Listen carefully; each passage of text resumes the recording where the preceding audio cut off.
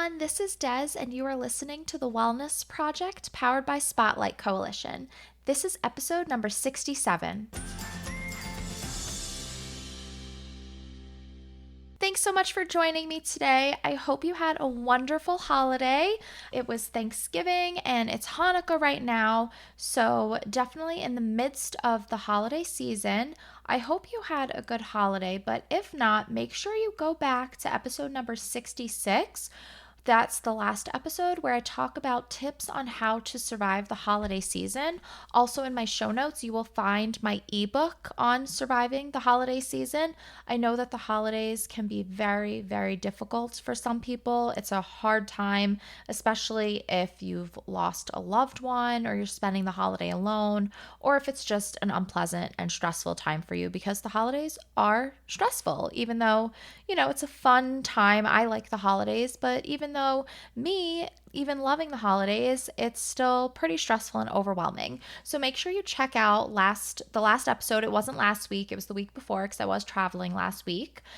So that was episode 66, and you will find it right before this one. I hope that it will help you have some good tips on how you can survive the holiday season unscathed and are able to enjoy your time, and hopefully it was a peaceful one. Well, I don't know about you, but I have been absolutely exhausted. And I know it's not just me, because a lot of my students this week have been telling me that they're just so tired, and some of my coworkers too.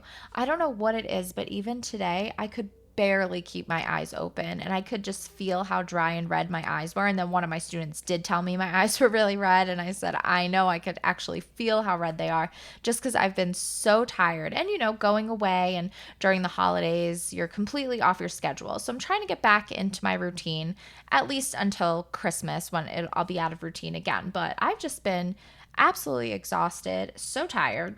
I hope that you've been sleeping well and that you haven't been as tired as me, because I just feel like I'm falling apart. Anyway, on today's episode, I want to talk to you about seasonal affective disorder as well as the winter blues. So they are different. Sometimes people do call seasonal affective disorder the winter blues, but there is a big difference. Now, if you live in a very, very sunny state like I do in Colorado, or like my family does in Florida, you're most likely not affected by seasonal affective disorder, because it does come on from a lack of sun, things like that. But first, I want to talk about the winter blues, and then we'll get a little bit into seasonal affective disorder. I just want to talk about their differences. So the winter blues, basically due to shorter days, less sun, the cold weather, can leave you feeling sad and fatigued during the fall and winter months, sometimes even into spring if winter's lasting a little longer. That depends on the groundhog, right? I don't know.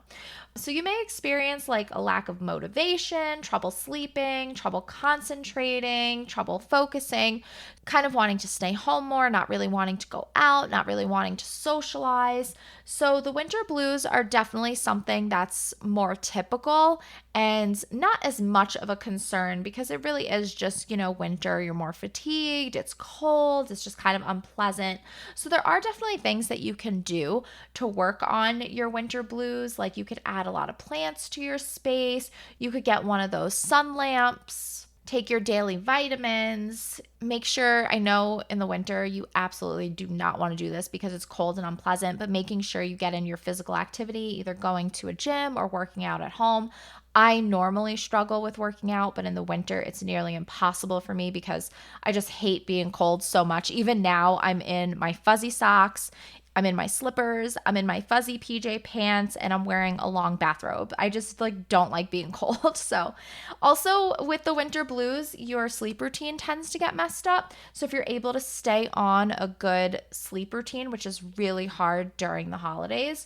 So that's something more that happens during the winter, and it's not as much of a concern, but definitely the winter blues can be a little tough. Now, with seasonal affective disorder, also known as SAD or SAD, that actually falls under the category of depression. It is a depressive disorder, and there's no conclusive reasons of why seasonal affective disorder occurs, but some common contributing factors to this mental health condition are the reduction of sunlight in the winter months, because that can lead to issues with a decrease in vitamin D, a decrease in serotonin, and an overproduction of melatonin. So it just completely messes up your mood and your sleep habits, because serotonin is known as the happy chemical and melatonin is in charge of your sleep and your wake schedule. So those get messed up due to the decrease in sunlight. So, some signs and symptoms of seasonal affective disorder are losing interest in activities you once enjoyed, weight gain or weight loss, low motivation, agitation, having problems sleeping, just having a lot of sleep issues, like I mentioned, having difficulty concentrating. So it is similar to the winter blues, but it's different in the way that you're feeling hopeless, worthless, or guilty, and even having thoughts of death or suicide. So it's definitely more severe than just the winter blues. Now, there are treatment options. You're definitely going to want to see a therapist or go to your primary care doctor, and they'll most likely do a screening tool for you to see the severity of your seasonal depression. But there are things you can do, as I mentioned with the winter blues, using light therapy. There are light boxes, there are light therapy lamps that you can buy on Amazon, but consult with your doctor on how to use them and how much, because I'm really not sure in that area as for what they would prescribe, but I know that those are very helpful. Make sure you take daily vitamin D supplements, but again, talk to your doctor about that. So there are definitely treatments recommended. You can do short-term therapy during the winter months. So seasonal affective disorder, similar to the winter blues, can start in the fall and can last up until spring, depending on the severity of winter that season. So these are definitely things I wanted to go over, because I don't know about you where you're located, but right now I'm in Colorado and it's December 2nd today. It's beautiful every day. I have not needed to wear my winter coat. I mean, it's so nice. It really feels like it's September 2nd. The weather's been perfect.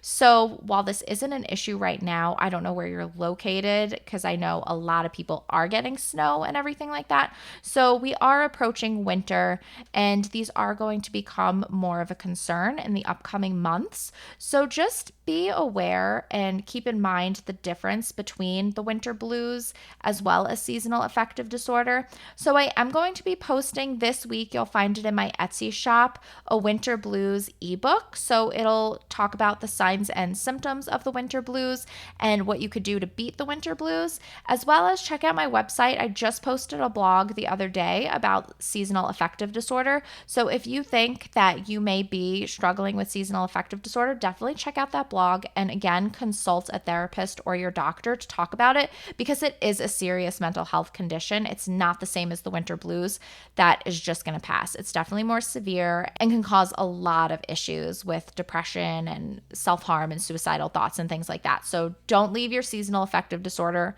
untreated. You're definitely going to want to get that treated.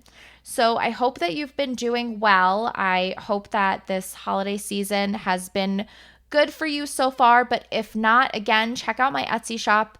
I do have an ebook on surviving the holidays, because we do, again, it's Hanukkah right now. We do have Christmas coming up. We do have New Year's Eve coming up. So we do have more holidays coming up, even Valentine's Day, which I know can be really triggering for people that aren't in a relationship or don't have friends to celebrate Valentine's Day with. So there are some holidays coming up that are triggering, and I don't know about you, but I've just been hearing about so many deaths right now around the holidays. And obviously, we just had the school shooting a few days ago where 4 people have been killed. I just can't imagine how hard the holiday season is going to be for those families. And I know a few people in my personal life that are going through really, really difficult times. You know, it's not a great time for everybody. So if you are having a hard time, feel free to reach out to me, reach out to a therapist, check out my ebooks. I really write them to help you guys. So I have a ton of suggestions in there. I mean, I have like gratitude prompts, I have affirmations in there, I have just a lot of different tips and tools that you can use to help you during the holiday season or beat your winter blues. And then again, I have my blog, which has a lot of information on there as well. So definitely reach out to me if you want any other information. Otherwise, I hope you've been doing really well, and I will see you next week with another guest. So I'm really excited about that. It was a really great interview, so I'm excited for you to hear it. So again, I hope you have a wonderful week. In the meantime, please share this episode, tag me on social media if you share this episode, and please go to iTunes and leave me a review. I would so appreciate it, because the more ratings I get, the more listeners I get, and I really want this information to get out to people, because a lot of people are struggling with their mental health right now. Make sure you hit the follow button so that you get notified every time I post a new episode. All right, guys, I'll talk to you next week.